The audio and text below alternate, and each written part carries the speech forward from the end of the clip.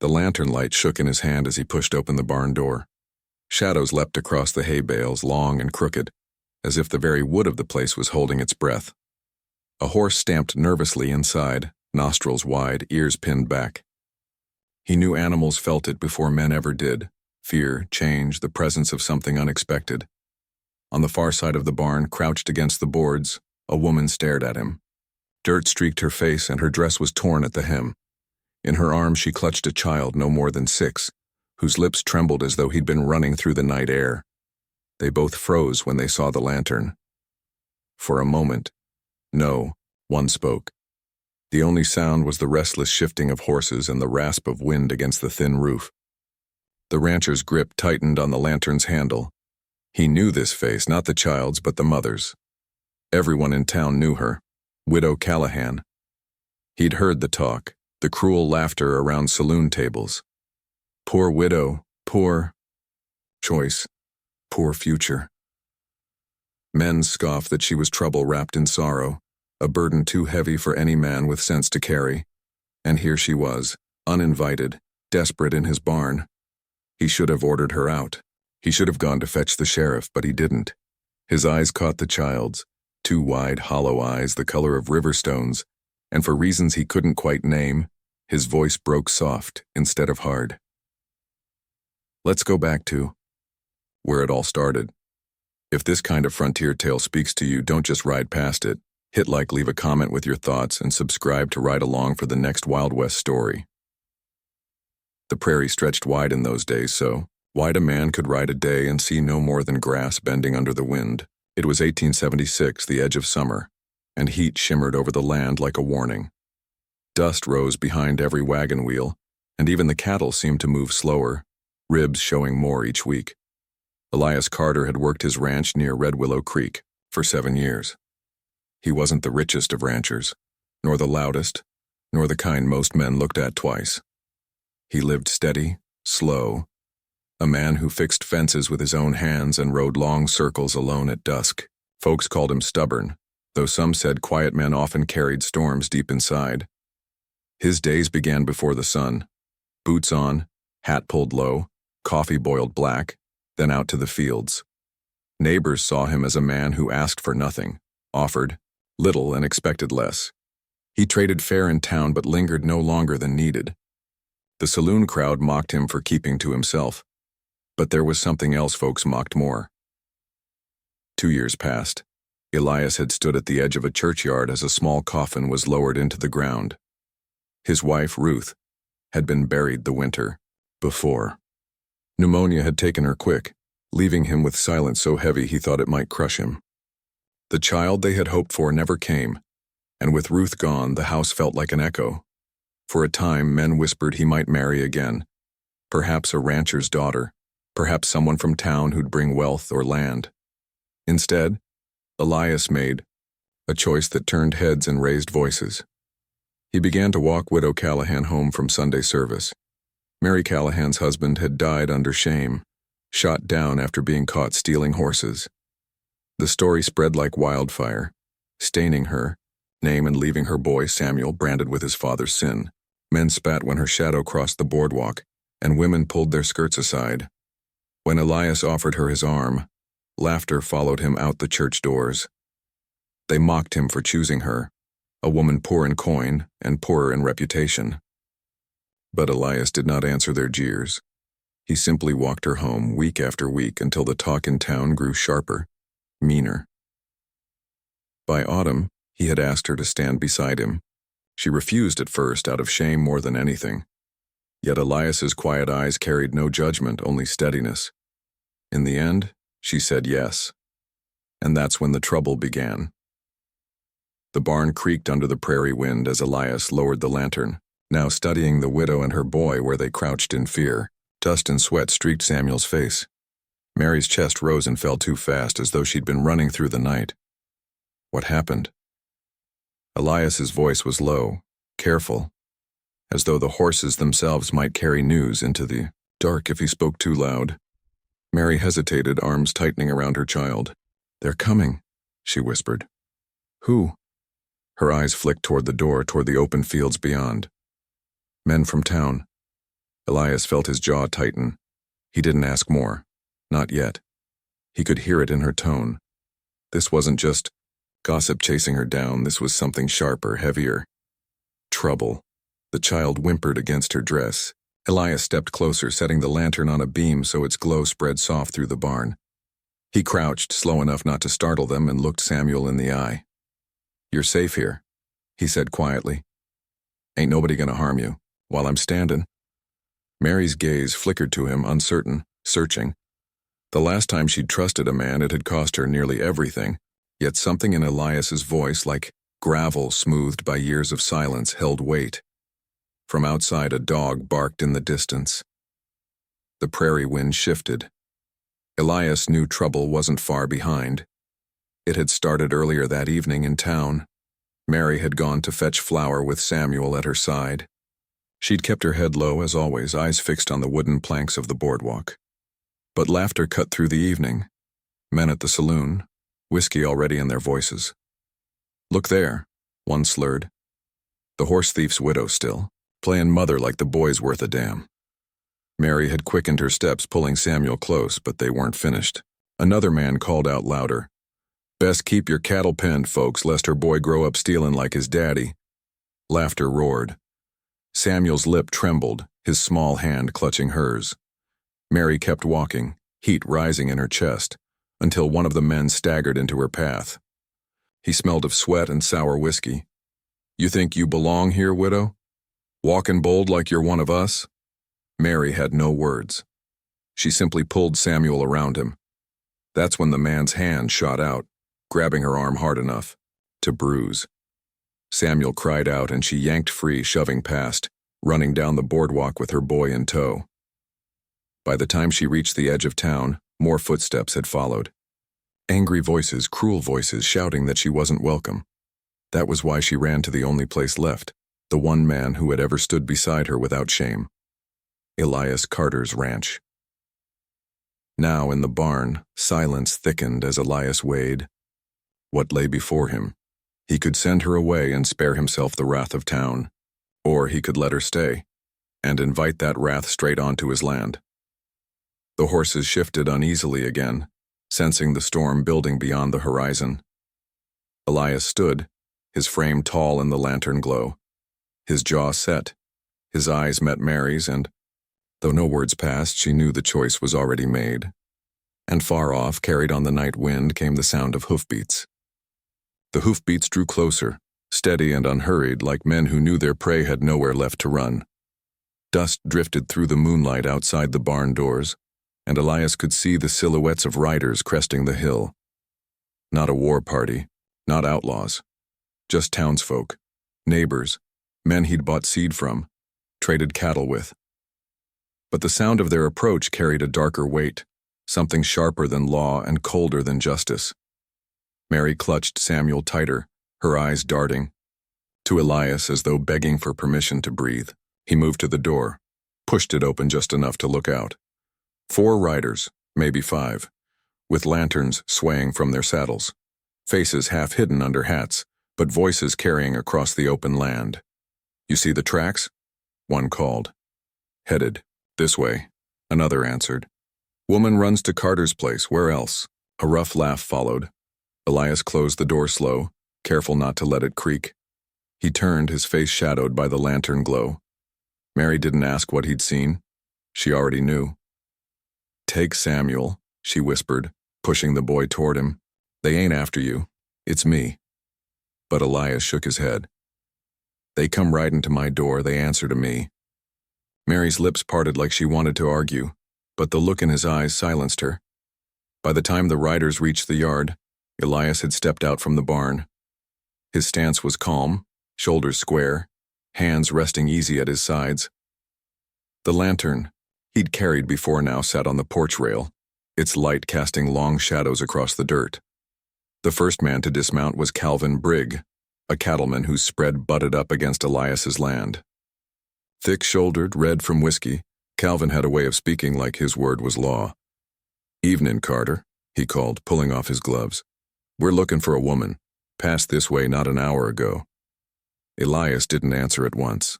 He let the silence stretch, the night wind whispering through the grass. Finally, his voice came low. "What business you got huntin' women in the dark, Calvin?" Laughter rippled among the men. "Business of the town," another rider answered. "She stirred up trouble tonight, mouthin' off, running wild. Ain't fit for decent folks." "She's hidin' with you?" Calvin pressed, stepping closer. "Don't play dumb, Elias. You've been walking that widow home long enough. We all seen it." Elias's jaw tightened. "She don't belong to you." Calvin's face hardened. "She don't belong to anyone, that's the trouble. She's a mark on this town. Her man stole horses, cost good men their wages, and now she comes around expectin' charity? Expectin' her boy to sit in school beside ours?" The men murmured. Their agreement, the kind of low rumble that grew louder when courage came from numbers. "She's a woman," Elias said evenly. "And the boy's just a boy." "A boy who'll grow into his daddy," Calvin snapped. "You know how it goes, blood don't wash clean." Elias didn't move. He didn't raise his voice. But when he spoke again, his words carried a weight that silenced even the restless horses. "They step foot on my land, they're under my roof, that's law enough." Inside the barn, Mary held Samuel close, her breath shaking. Through a crack in the boards, she could see the lanterns outside, the shapes of men she'd known for years. Men who had tipped hats once when her husband was alive. Men who now came with hatred sharp in their eyes. Samuel buried his face in her dress, small fingers clutching tight. "Mama," he whispered, "are they gonna take us?" Her throat tightened, but she smoothed his hair. "No, love. Not while Mr. Carter stands there." The standoff stretched. The riders shifted in their saddles, uneasy at Elias's calm defiance. Calvin stepped closer, voice dropping low. "You think you can save her, Carter? You think marrying her makes her something different? All you'll do is drag yourself down. Folks won't forget her man's sins, and they won't forgive you for standing in the way." Elias's eyes narrowed. "Ain't asking them to forgive me." The men exchanged looks. The weight of decision hung in the night air, heavy as storm clouds. They hadn't ridden here for blood. Not yet. But they'd come for power, for fear, for the satisfaction of pushing out someone weaker. And Elias was the only thing standing between them and that victory. Finally, Calvin spat in the dirt. "You'll regret this, Carter. You and that woman both." He tugged his reins, swung back into the saddle. The others followed, though their glares lingered on the dark outline of the barn. Lanterns bobbed away across the prairie, shrinking to fireflies against the horizon, but their words didn't fade. They hung in the night, echoing in the silence that followed. Elias stood in the yard long after the hoofbeats died. He could feel Mary's eyes on him from the barn, though she hadn't stepped out. The night was cool now, the prairie breathing quiet again, but his chest carried the heat of everything that had passed. When at last he opened the barn door, Samuel darted into the light, clutching his hand. Mary followed slower, her face pale in the lantern glow. "You shouldn't have done that," she said, voice trembling. "They'll come back harder. They'll turn the town against you." Elias looked down at the boy clinging to his side, then back at her. Town already turned. Her breath caught, as though the truth in his words cut deeper than she'd wanted. She swallowed, pressing a hand against her chest. "Why, Elias? Why risk it? You owe me nothing." He studied her a long moment, the silence between them filled with the distant call of a night bird. His answer came slow, steady. "Because a man's worth ain't measured in what others mock him for. It's in what he'll stand for when no one else will." Mary's eyes glistened in the dim light, but she said nothing. She only lowered her gaze, holding Samuel closer. By dawn, the prairie looked the same as it always had. Golden light spilling over the grass, cattle moving slow by the creek. But the air carried tension like a wire drawn too tight. Word had already spread in town. The widow and her boy were at Carter's place, and Carter had stood against his own neighbors to keep them there. The rancher knew the storm wasn't over. It was just beginning. The third day dawned hotter than the last. Heat shimmered across the plains, the kind of heat that made even the grass bow low. Elias worked the corral fence with measured strokes of his hammer, each nail driven deep. though his eyes kept sliding toward the horizon. He wasn't fixing wood so much as holding off the weight of silence, the questions hanging heavy since the men rode off 2 nights before. Mary moved about the kitchen, her hands restless. Every sound she made seemed too sharp, too loud, the clatter of dishes, the scrape of a chair. Samuel lingered at the window, watching the empty road as though enemies might rise out of the dust at any moment. By noon, the dog barked. Once, twice. Then it fell quiet. Elias stepped from the corral, hat brim shading his eyes. In the distance, a dark line crawled across the prairie. Riders again, but more of them this time. 6, maybe 7. Their shapes grew larger with each breath, the sound of hoofbeats rolling like distant thunder. Inside, Mary froze at the sound. Her hands tightened around the edge of the table. "Elias," she whispered, her voice cracking. He walked back to the porch, slow and steady, as though calm could will calm. He unlatched the rifle, leaning by the door, but didn't lift it. Instead, he set it against the rail, plain as day. A message, not threat, not surrender, just readiness. The riders fanned out as they drew near. Lanterns weren't needed now. The sun caught their faces clear. Calvin Brigg was at the lead again, jaw set hard. Beside him rode Sheriff Harlan, his badge catching light. Behind them, more townsmen. Some, Elias knew by name, men he'd traded cattle with, men who'd once shared his fire. The sheriff pulled his horse to a stop. His voice carried low and deliberate. "Morning, Carter. Word is you've been keeping company with trouble." Elias didn't answer right away. His gaze swept over the group, measured, calm. Then he spoke. "Word travels faster than truth." A murmur went through the men. Calvin spat in the dust.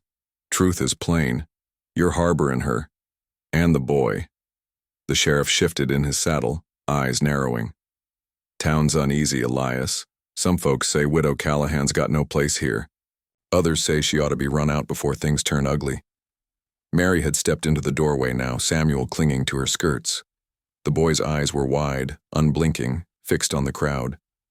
Mary said nothing, her silence heavy as the heat itself. Elias's voice stayed even. "She's not hiding. She's standing here in daylight, same as any of us. Stories like this aren't just about the past. They're about us too. Share your take in the comments, and if you're with us on this trail, make sure to like and subscribe for more." Calvin barked a laugh. "Same as us? Her man was a thief. Got what he deserved. You think her blood's any cleaner?" The sheriff raised a hand to quiet him, but the damage was done. The words hung sharp in the air. Mary's shoulders trembled. Elias stepped forward, planting his boots firm in the dirt between her and the riders. "Enough," he said, quiet but iron-strong. The sheriff studied him, lips pressed thin. "Elias, you're making this harder than it has to be. If she stays under your roof, the town won't take kindly. Folks are whispering already. They're saying you've forgotten where your loyalty lies." "My loyalty's right here," Elias answered, his eyes steady. "To the ground I work, the stock I raise, and the people under my care. That's all a man can claim honest." The sheriff let out a slow breath. "Think it over, don't let pride ruin you." He tugged his reins, turning his horse. "We'll be back, and next time I won't be speaking so gentle." The men wheeled their horses, dust rising as they rode off. But the unease didn't leave. It settled deeper, like a storm cloud rooting itself in the horizon. That night, the ranch sat quiet. Too quiet.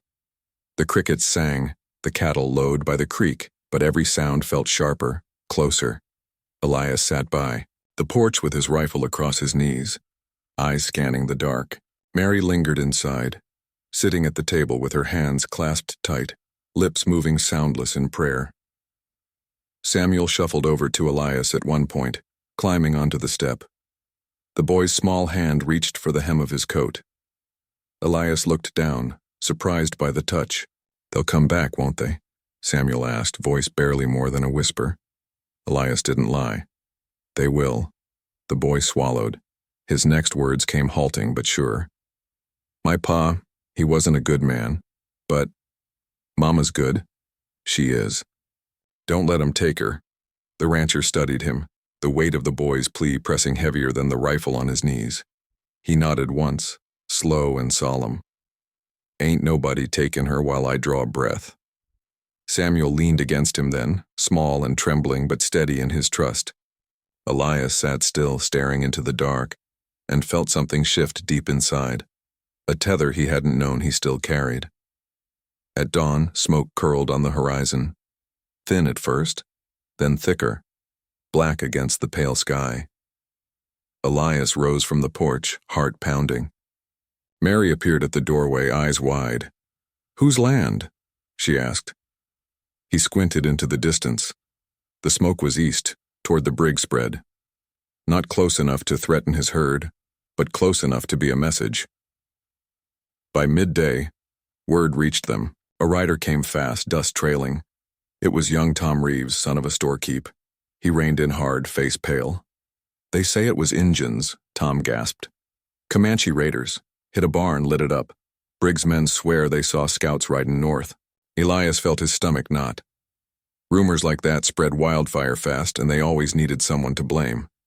Already he could see the threads, the town's anger, the fear, the need for a scapegoat. Sure enough, Tom's voice shook as he added, "They're saying Widow Callahan was seen talking to a stranger last week, maybe giving signs." Mary flinched as though struck. Her hand flew to her mouth, eyes shining with sudden fear. Elias's voice was sharp now, for the first time. "That's a lie." Tom shifted nervously. "I know, sir. But folks are stirred up. Calvin's swearing she's bringing trouble down on us. He's calling a meetin' tonight." The boy looked between them, guilt heavy on his young face. "I figured you ought to know." He spurred off, leaving dust in his wake. Silence held for a long moment after he left. The prairie wind carried only the faint smell of smoke. Mary sank into a chair, her hands trembling. "It'll never end," she whispered. "They'll twist every shadow into a rope to hang me with." Elias stood in the doorway, staring out at the horizon. His jaw was tight, his fists clenched. He had seen this before. Fear turned into mobs, lies turned into fire. He knew what came next if a line wasn't drawn. The sun dipped low, painting the sky blood red. And as the first stars began to prick through the dark, the sound of hoofbeats rose again, not distant this time. Close. Many. Lanterns appeared at the edge of the yard, one by one, until the night seemed filled with fire. The men of the town had come, and this time, they weren't waiting for morning. The lantern light bobbed across, the yard like a field of restless stars, each one carried by a hand that trembled more with anger than fear. The men spread wide, their horses stamping, dust curling at their hooves. Elias stood on the porch with his rifle at his side, but he hadn't lifted it. He wasn't ready for blood, not yet. Mary was behind him in the doorway, Samuel clinging to her skirts, his eyes huge in the glow. The boy's breath came quick, small gasps that carried louder in the silence than the murmurs of the crowd. Sheriff Harlan was there again, hat pulled low, jaw locked tight. Calvin Brigg rode at his shoulder, face flushed red with whiskey and vengeance. "This don't have to turn ugly, Carter," the sheriff called, voice carrying in the night. "But the town's decided. That woman ain't welcome. We're taking her out of here tonight." A ripple of agreement rose through the men, voices low but sharp. Some looked away from the house, ashamed. Others stared hard, eager for Elias's answer. He stepped forward, boots creaking on the porch boards. "You want her," he said evenly. "You'll have to take her from my hands." Mary sucked in a breath. Samuel clutched tighter. Calvin laughed harshly. "You really mean to throw your lot in with her, Carter? She'll drag you down same as her husband. That boy'll turn thief just like his blood before him. You're betting your life on trash." The words cut the air. Mary flinched, but Elias didn't move. His eyes stayed steady, voice low. "That boy's got more courage in him tonight than half the men riding here with lanterns. If he grows by the example we set. And right now, you're showing him how fear dresses itself up as justice. The sheriff shifted in his saddle, unease in his eyes, but Calvin barked over him, spurring his horse closer. You calling us cowards? I'm calling you blind, Elias said. The crowd stirred, anger rippling, men glancing at one another. The sheriff raised a hand, but Calvin's voice drowned him out. Enough talk. Bring her out. Inside the doorway, Mary trembled. The fear in her chest was sharp, but beneath it, something heavier stirred. She looked down at Samuel, his small, hands clutching her dress, and she saw in his eyes the reflection of everything he believed she was. If she broke now, if she let them take her, that belief would shatter. Slowly, she stepped forward, moving past Elias, out onto the porch. He turned toward her, eyes flashing, but she shook her head. Her voice wasn't loud, but it carried, clear as the lantern glow. You call me widow of a thief. You spit at my name. You whisper that my blood is spoiled, that my boy's bound for sin. You think I don't hear? The crowd shifted, uneasy under her gaze. She lifted her chin, shoulders straightening though. Her hands trembled at her sides. My husband made his choices. He paid for 'em in blood, but his sins ain't mine, and they sure as God's breath ain't my child's. You call me trash. Then what does that make you, when you chase a woman, and a boy through the night with fire in your hands? The silence was heavy now. Some men dropped their eyes. A few shifted in their saddles. Mary's voice broke then, softer, raw. I never asked you for coin. I never asked you for mercy. All I wanted was to live quiet, to raise my son where he could learn better than the man who came before him. If that's a crime, then maybe the shame ain't mine. The sheriff's jaw tightened. His eyes flicked from Mary to Elias, then to the crowd. He saw the hesitation creeping in, the doubt. Calvin saw it too, and his fury burned hotter. Don't let her twist you, Calvin snarled. She's poison. She'll rot this town from the inside. But even as he spoke, a voice rose from the crowd. She's right. Every head turned. It was old Henry Pike, a ranch hand bent from years, lantern light catching the lines of his face. He shifted, in his saddle clearing his throat. I've seen more harm done in saloons than ever came from that woman. Her boys never stole a thing from me. I reckon we've been looking at this wrong. Murmurs rippled again. Doubts spread like cracks in dry wood. Calvin's face twisted. He turned back toward Elias, spitting rage. You think speech changes what she is? What you are standing with her? You're damn fools, all of you. He tugged at his reins, but Sheriff Harlan's voice cut sharp across the yard. That's enough, Calvin. Calvin froze, eyes narrowing. The sheriff's hand rested on his holster, not drawn, but firm. We came here for law, but I'll be damned if I turn this into a lynching. His eyes swept the crowd. Anyone who thinks different can speak now. The men shifted, restless, but no one spoke. Calvin cursed under his breath, wheeled his horse and kicked it hard. Dust rose as he rode off into the dark, the sound of his anger fading into the prairie. The rest of the men lingered a moment, then one by one turned there, horses too, lanterns shrinking into the night until the yard was quiet again. On the porch, silence clung heavy after they left. Mary's shoulders sagged, the strength that had carried her words slipping into trembling again. Elias reached out, steadying her arm. You stood taller than any of them tonight, he said quietly. Her eyes lifted to his, wet but burning with something new, something like defiance, something like hope. Samuel pressed into her side, his face buried in her dress, but his small voice carried up clear. Mama, I knew they couldn't take you. Not while he was here. The boy looked up at Elias then, his eyes shining in the dim light. There was no fear left there, only trust. And in that quiet moment, beneath the vast dark sky, something unspoken bound them together, not law, not marriage, not even survival. Just the simple, stubborn truth of choosing to stand for one another when no one else would. Yet the night was not fully at peace. Out beyond the creek, far on the edge of the hills, a single lantern burned where no man should have been. A watcher, waiting. a reminder that the storm was not yet gone, only shifted. The dawn broke red over the prairie, the kind of red that seemed to seep from the earth itself. The ranch lay still, save for the cattle lowing by the creek and the thin curl of smoke rising from the kitchen stove. Yet the silence felt different now. No longer the silence of fear, but of something settled, something earned. Elias Carter stepped out onto the porch, hat in hand, and let the cool air wash over him.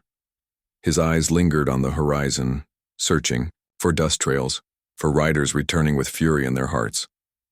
But the land was empty, vast and quiet. Behind him, Mary moved softly about the kitchen, her hands steady for the first time in days. Samuel sat at the table, whittling clumsily, with a dull knife Elias had given him, the boy's brow furrowed in concentration, tongue caught between his teeth as though shaping a scrap of wood into something worth keeping could anchor the whole world. When Mary stepped to the door, she paused, watching Elias. Her voice was quiet, almost hesitant. "They'll come again, won't they?" He didn't turn. His gaze stayed fixed on the horizon. Maybe, maybe not. Men like Calvin, they burn hot, then burn out, but hate's a fire that don't need much to spark. Mary's hands tightened around the doorframe. "I don't want you paying the price for standing by me." Elias finally looked back at her, his face weathered, steady.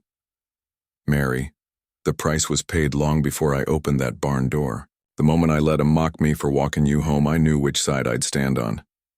Don't reckon I'd change it." Her eyes shone, though she blinked the tears back. She stepped out onto the porch, standing beside him, shoulders nearly touching. "Then whatever comes, we face it together." The town did not ride back in a mob. Instead, whispers spread like dust through dry grass. Some said Carter had bewitched her, some said the sheriff had gone soft. Others admitted quietly that maybe they'd gone too far, but the heat of hatred never cooled all the way. It smoldered at the edges, waiting for wind. Calvin Brigg never spoke to Elias again. His men avoided the Carter spread, though Elias caught them watching from the ridge once or twice. But Sheriff Harlan kept his word. No more raids, no more lanterns at night. Life settled in its way. The work of ranching did not wait for scandal or fear. Fences needed mending, cattle needed driving, water needed hauling. And through it all, Mary and Samuel stayed.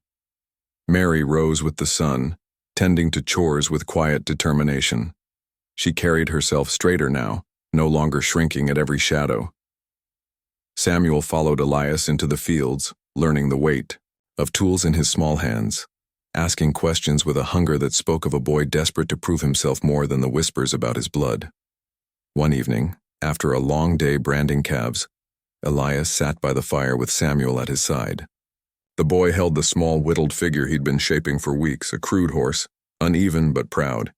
He turned it in his hands, then held it out.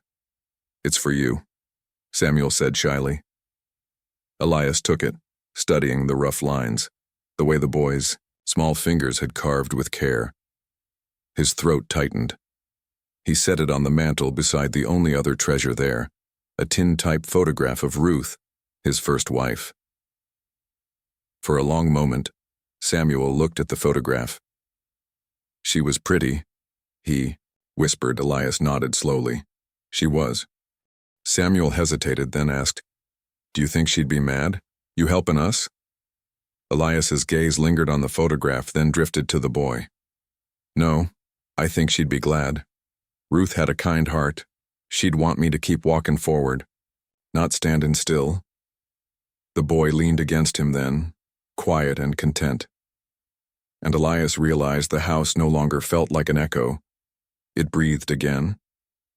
Seasons shifted.